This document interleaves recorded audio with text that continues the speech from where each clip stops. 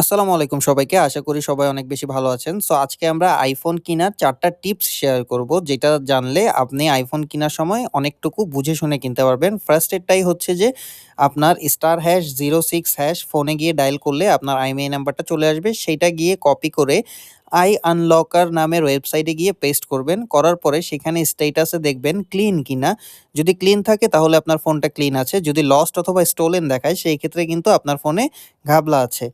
এরপরে হচ্ছে আপনার ফোনে জেনারেলে যাবেন, জেনারেলে গিয়ে অ্যাবাউট এ যাবেন। যাওয়ার পরে সিরিয়াল নাম্বার যদি এম দিয়ে স্টার্ট হয়ে থাকে সেই ক্ষেত্রে আপনার ফোনটা নতুন পারচেজ করা হয়েছিল। আর যদি এফ দিয়ে স্টার্ট হয়ে থাকে সেই ক্ষেত্রে কিন্তু আপনার ফোনটা রিফাবরিশ ফোন। এরপরে হচ্ছে জেনারেলে গিয়ে অ্যাবাউট এ গিয়ে আপনার যদি কোনো ফোনের পার্টস চেঞ্জ হওয়া থাকে সেইখানে হচ্ছে যে আননোন পার্টস লিখা থাকবে। সেই ক্ষেত্রে আপনার ওই পার্টসটা যেটা আননোন সেটা হচ্ছে চেঞ্জ হয়েছে। এরপরে ব্যাটারিটাও কিন্তু আপনাকে দেখে নিতে হবে। যদি 80 প্লাস থাকে সেই ক্ষেত্রে মোটামুটি ইউজ করা যাবে। কিন্তু 70 এর কাছাকাছি বা 70 র ঘরে থাকলে সেটা কিন্তু চেঞ্জ করতে হবে।